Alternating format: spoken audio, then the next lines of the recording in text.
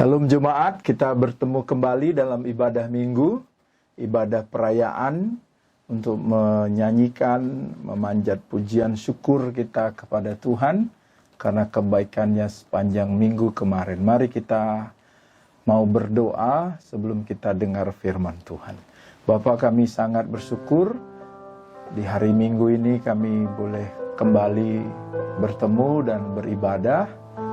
Walaupun kami ibadah di rumah masing-masing, tapi kami percaya Tuhan melawat kami. Berkatilah penyampaian firman ini Tuhan, biar dimanapun jemaat-Mu berada, firman ini boleh mereka dengar. Terima kasih buat teknologi, buat YouTube yang boleh menyimpan khotbah ini, dan kami percaya Engkau sanggup mengingatkan umat-Mu akan firman-Mu. Dan saat ini juga kami mau mendengar kembali firman itu Tuhan, berkatilah. Dan kami orang-orang yang membutuhkan firman itu Tuhan. Mari Roh Kudus, permuliakan Tuhan Yesus di tengah kami. Setan dan iblis roh jahat kami tolak pekerjaan-Mu. Tidak boleh mencuri benih firman yang ditabur.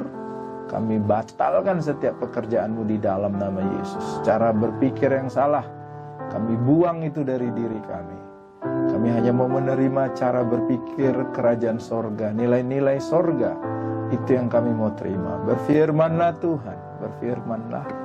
Kami siap mendengar firman-Mu dalam nama Yesus. Amin. Mari kita buka Alkitab kita di Efesus pasal pertama ayat 15 sampai 23. Efesus pasal pertama ayat 15 sampai ayat 23.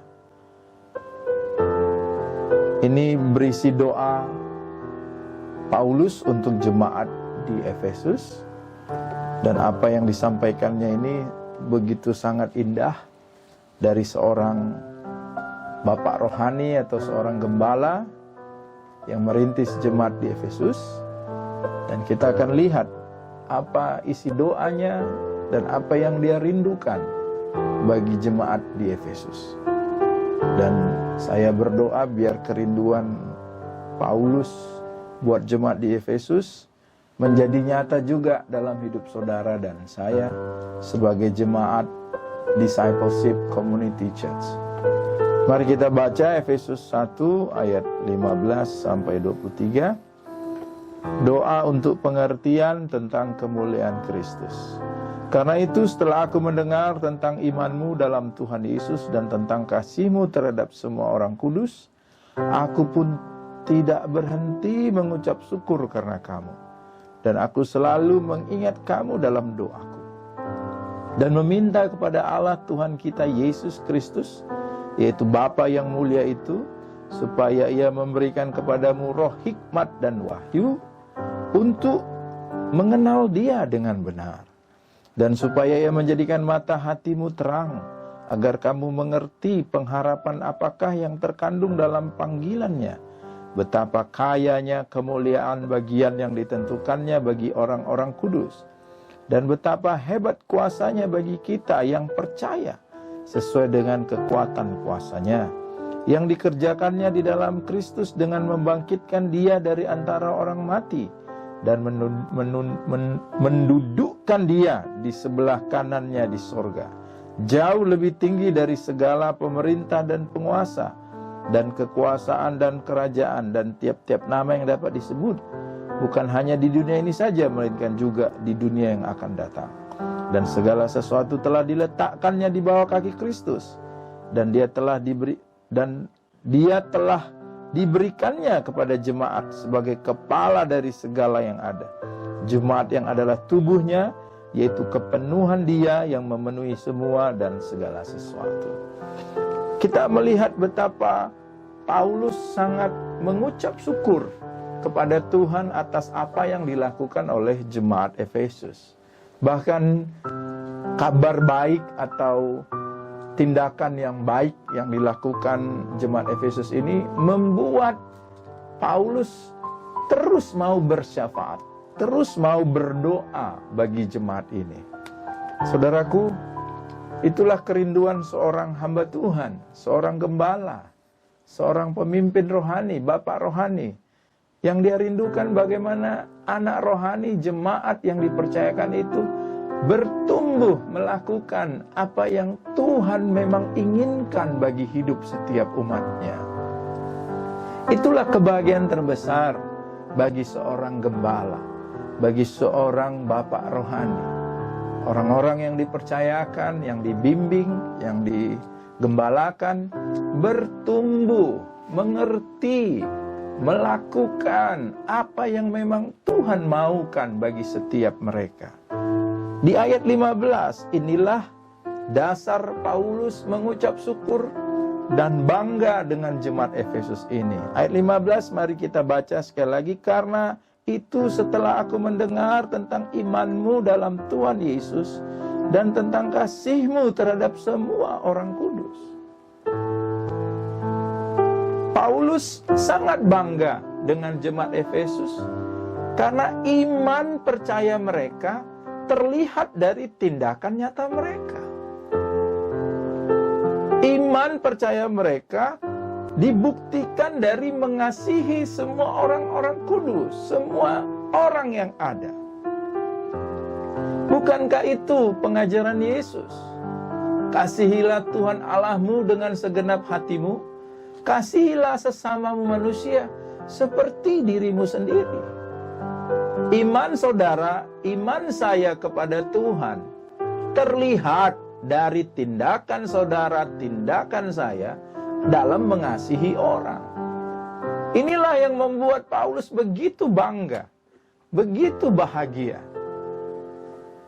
Dan kita berdoa ini terjadi di dalam jemaat yang Tuhan percayakan pada kita. Dimanapun saudara berada, saudara bisa tunjukkan iman percaya saudara melalui tindakan nyata dengan mengasihi orang di sekitar saudara. Suami mengasihi istri, istri mengasihi suami, orang tua mengasihi anak. Siapapun saudara, relatif, sepupu, keponakan, kita hidup saling mengasihi, kita hidup saling menolong. Apalagi di situasi sulit pandemik COVID-19 ini. Bukti iman percaya kita pada Yesus, ada tindakan nyata kepada orang lain. Bukankah Yakobus 2 ayat 17 juga berkata, iman tanpa perbuatan adalah sia-sia. Bukankah Bapak Abraham kita, dia dikatakan orang beriman, Bapak beriman, karena dia ada tindakan nyata mempersembahkan Ishak di atas mezbah itu. Dan Allah membenarkan dari tindakan Abraham itu, sehingga Allah menghitungnya menjadi suatu kebenaran. Inilah yang membanggakan Paulus. Inilah yang sangat membahagiakan dia. Karena apa yang diajarkan kepada jemaat di Efesus tidak sia-sia.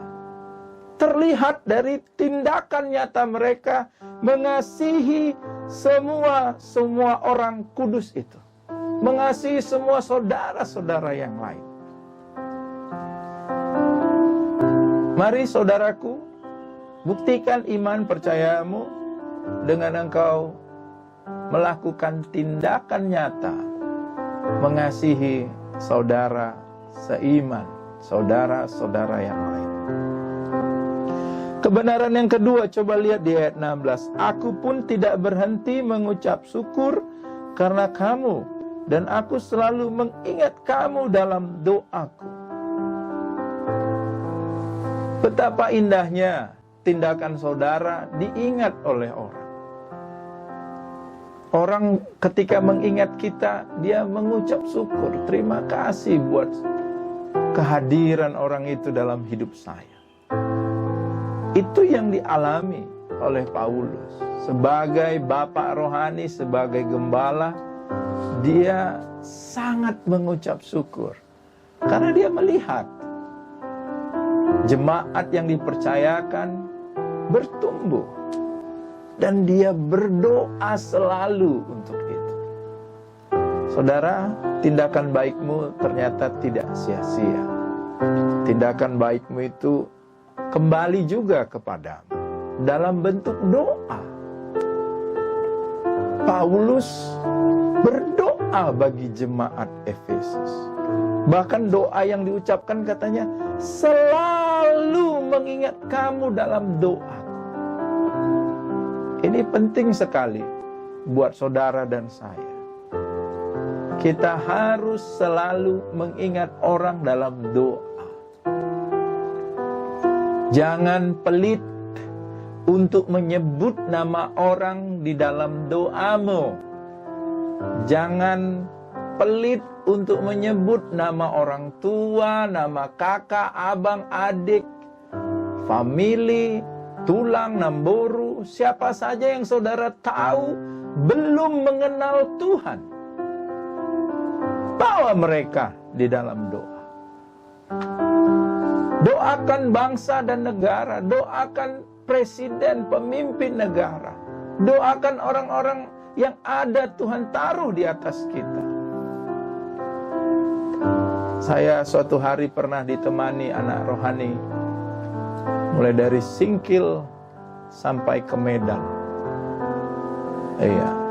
Dan di Mereklah berhenti doa syafaatnya. Saya hitung-hitung hampir 2,5 jam juga itu dia berdoa. Semua disebut. Ya. Jadi saya sendiri sangat diberkati. Bisa mendoakan orang satu persatu. Itulah yang dilakukan oleh Paulus. Dan ini perlu kita tiru. Perlu saudara dan saya tiru. Mendoakan, menyebut namamu di dalam doaku. Mari saudara, doakan. Bersyafaat. Berdoa untuk orang lain. Apa isi doanya? Mari kita lihat di ayat 17. Inilah isi doanya Paulus buat jemaat di Efesus. Dan ini bisa kita tiru, bisa kita praktekkan. Dan meminta kepada Allah Tuhan kita Yesus Kristus, yaitu Bapa yang mulia itu. Apa yang diminta Paulus? Supaya Ia, Tuhan Yesus, memberikan kepadamu roh hikmat dan wahyu. Haleluya. Kebenaran yang ketiga yang kita dapat, Tuhan mau supaya saudara dipenuhi dengan roh hikmatnya, dengan wahyu yang datang daripada Dia. Ini yang diminta Paulus. Aku meminta kepada Bapa supaya Ia memberikan kepadamu roh hikmat dan wahyu. Roh pengertian. Roh pewahyuan. Untuk apa? Untuk mengenal Dia dengan benar. Saudara dan saya butuh roh pengertian, roh hikmat. Saudara dan saya butuh pewahyuan. Siapa Tuhan itu? Siapa diri saudara di hadapan Tuhan? Apa yang menjadi rencana besar Tuhan bagi seluruh umat manusia? Ini yang didoakan Paulus. Aku minta kepada Bapa supaya Dia berikan kepadamu roh hikmat dan wahyu. Jemaat yang dikasihi Tuhan, biarlah engkau dan saya memiliki roh hikmat dan wahyu ini. Sangat penting, karena apa? Karena roh hikmat dan wahyu inilah yang membuat kita bisa lebih mengenal Tuhan dengan benar. Bukankah Amsal 29 ayat 18 berkata, bila tidak ada wahyu maka liarlah rakyat, berbahagialah mereka yang memegang hukum. Kalau saudara tidak mendapat pewahyuan, siapa Tuhan itu? Kalau saudara tidak mendapat pewahyuan, siapa dirimu di hadapan Tuhan? Engkau akan liar, engkau akan galau, engkau akan sia-sia apapun yang kau kerjakan. Tidak jelas arahnya. Banyak cara berpikir, cara pandang dunia. Buku-buku banyak bisa saudara baca. yang akan membuat saudara makin bingung. Bukankah Paulus berkata, aku berdoa kepada Tuhan supaya diberikan engkau roh hikmat dan wahyu. Saudara butuh pengertian, butuh pewahyuan. Untuk apa? Untuk mengenal Tuhan dengan benar. Kalau tidak, bisa saja saudara disebut tanda kutip Kristen, tapi liar, tidak jelas. Bisa saja saudara tanda kutip sering beribadah, tapi liar. Masih kau maki-maki istrimu, masih kau sebut kebun binatang sama anak-anakmu, masih kau sakiti semua orang di luar sana. Korupsi, ada kesempatan korupsi kau ambil. Liar. Makanya Paulus berdoa supaya jemaat Efesus mendapat roh hikmat dan wahyu. Bisa dibayangkan anak muda dengan penuh hasrat keinginan untuk masa depan. Kalau tidak memiliki roh hikmat dan wahyu yang didoakan Paulus ini, itu anak muda akan menjadi anak muda yang liar. Mungkin dia menikah, dia tahu itu pasangan jodoh yang terbaik, tapi lewat 1 tahun sudah minta bercerai. Liar, tidak mengerti. Makanya saudara dan saya perlu roh hikmat dan wahyu. Ketika seorang mau melakukan bisnis, dia masih merasa dia yang paling pintar, tidak perlu tuntunan Tuhan. Padahal Tuhan sudah ingatkan melalui firman-Nya, jangan kau berkata kepingin ke kota anu, ke kota anu. Hendaklah kau berkata, kalau Tuhan berkehendak saya akan melakukan ini dan melakukan itu. Dengan kata lain, minta arahan Tuhan. Jangan kau menganggap dirimu sendiri bijak, tapi takutlah akan Tuhan. Dia yang akan meluruskan jalanmu dan akan membuat berhasil segala yang kau lakukan. Kalau saudara tidak mendapat roh hikmat dan wahyu ini, saudara liar. Saudara tidak bisa mengerti Allah yang sesungguhnya itu. Mengenal Allah. Inilah doa Paulus buat jemaat di Efesus, supaya jemaat ini punya roh hikmat dan wahyu. Mengenal Allah dengan benar. Kalau saudara mengenal Allah dengan benar, doktrin-doktrin apapun yang di luar sana yang tidak jelas, saudara tidak akan jadi korban doktrin itu. Saudara bertumbuh kuat, ngerti apa yang menjadi mau Tuhan bagi hidup saya, bagi keluarga saya. Mengenal Tuhan dengan benar. Yang kedua,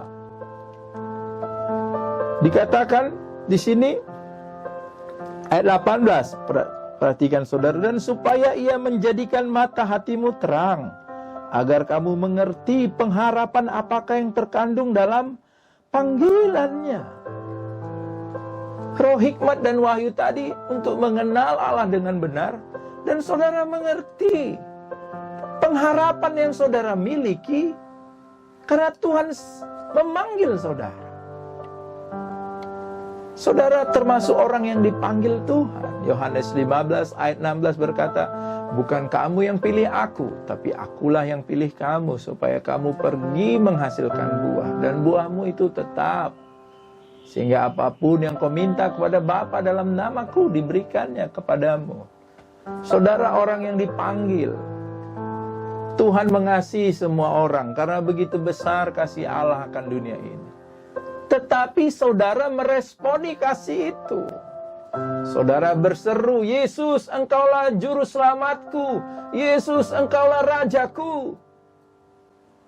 Dan karena engkau berseru, engkau diselamatkan, engkau dipindahkan dari kerajaan dunia ke dalam kerajaan anaknya. Engkau dipanggil.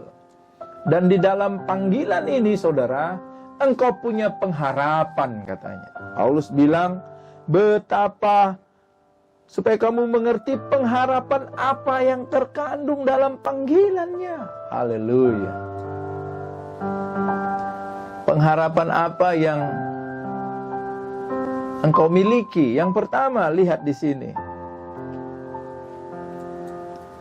Betapa kayanya kemuliaan bagian yang ditentukannya bagi orang-orang kudus. Haleluya. Betapa kayanya kemuliaan bagian yang ditentukan bagi orang-orang kudus. Saudara perlu hikmat dan wahyu supaya saudara ngerti panggilan pengharapan yang saudara miliki dalam panggilan ini. Betapa kayanya kemuliaan yang ditentukan. Kalau Roma 8:17 katakan, kita ini ahli waris. Oleh roh itu kita berseru, ya Aba, ya Bapa. Artinya orang-orang yang berhak menerima warisan bersama dengan Yesus. Betapa besarnya kemuliaan atas panggilan bagi kita orang-orang kudus. Amin, saudaraku. Ya, jangan rendahkan statusmu, identitasmu sebagai anak Tuhan. Betapa indahnya kemuliaan yang ditentukan. Kalau orang nanya, siapa kamu? Saudara, jawaban yang paling kuat itu, karena saya anak Tuhan. Saya anak Bapa di surga. Itu jawaban yang membuat saudara aman dari apapun. Yang kedua, apa yang diberikan?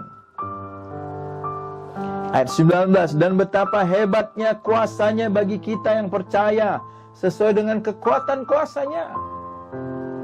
Semua orang yang menerimanya, Yohanes berkata, semua orang yang menerimanya diberinya kuasa supaya menjadi anak-anak Allah. Betapa hebat kuasanya bagi kita. Tidak ada yang mustahil bagi orang yang benar. Tidak ada yang mustahil bagi orang percaya. Amin, saudaraku. Tuhan katakan, kalau kau benar-benar berdoa seperti Elia berdoa, tidak turun hujan, hujan pun tidak turun. Dan Elia berdoa kembali, dan dia berdoa supaya hujan turun. Saudara dan saya memiliki kuasa yang sama. Bukankah kita ada dalam kerajaan yang bukan hanya terdiri dari perkataan, tapi dari kuasa? Saya berdoa saudara mengerti roh hikmat dan wahyu, sehingga saudara tahu di tanganmu ada kuasa. Taman Eden berlaku bagi saudara. Kuasai bumi, taklukkan semua itu. Bisnis apapun yang saudara mau mulai dengan tuntunan Tuhan, itu pasti berhasil. Karena ada kuasa di tangan saudara. Pelayanan apapun yang sedang saudara dipercayakan Tuhan pada saudara, itu akan berhasil. Dan yang ketiga, ayat 21, jauh lebih tinggi dari segala pemerintah dan penguasa dan kekuasaan dan kerajaan dan tiap-tiap nama yang dapat disebut, bukan hanya di dunia ini saja, melainkan juga di dunia yang akan datang. Bahkan dia katakan di sini, engkau mengerti pengharapan apa itu? Bahwa yang kau percaya ini jauh lebih tinggi dari pemerintah, penguasa, dan kekuasaan. Haleluya. Ya, pengharapan kita, saudaraku, jauh lebih tinggi dari apapun yang sedang dilakukan oleh pemerintah, oleh negara-negara lain. Ya, dari cendekiawan, ahli ilmu ekonomi, saudara jauh dari itu. Jauh lebih tinggi dari segala pemerintah, penguasa, kekuasaan, dan kerajaan. Dan tiap-tiap nama yang dapat disebut. Ini kerajaan yang tidak tergoncangkan. Saudara ada di dalamnya. Inilah pengharapan yang saudara miliki. Betapa mulianya panggilan dalam hidup saudara. Saudara sebagai anak, saudara diberi kuasa. Dan semua yang saudara harapkan ini jauh lebih tinggi dari apapun yang bisa saudara sebut di dunia ini. Dari pendidikanmu, mungkin kau merasa udah tamat kuliah pintar, Tuhan bisa mengerjakan lebih dari apa yang kau pintarkan itu. Engkau jago ekonomi, engkau jago berbisnis, Tuhan bisa lakukan lebih daripada itu. Tuhan tahu, karena Dia berkuasa dari apapun. Bahkan yang terakhir, betapa indahnya dikatakan di sini ayat 20 dan 23, dan segala sesuatu telah diletakkannya di bawah kaki Kristus, dan dia telah diberikannya kepada jemaat sebagai kepala dan dari segala yang ada. Jemaat yang adalah tubuhnya, yaitu kepenuhan dia yang memenuhi semua dan segala sesuatu. Jadi saudaraku, inilah firman Tuhan katakan bahwa semua itu sudah diberikannya kepada jemaat. Jadi apalagi yang saudara takutkan, apalagi yang saudara khawatirkan. Saya berdoa biar pengharapan dalam panggilan saudara ini, saudara mengerti. Iman harus dibuktikan dengan tindakan nyata. Dan berdoalah kita untuk semua orang, bersyafaat untuk semua orang. Dan doa Paulus juga kita dapatkan jawabannya. Kita mengalami roh hikmat dan roh wahyu untuk mengenal Tuhan dan untuk mengerti pengharapan yang kita miliki di dalam Tuhan. Tuhan Yesus memberkati saudara. Amin.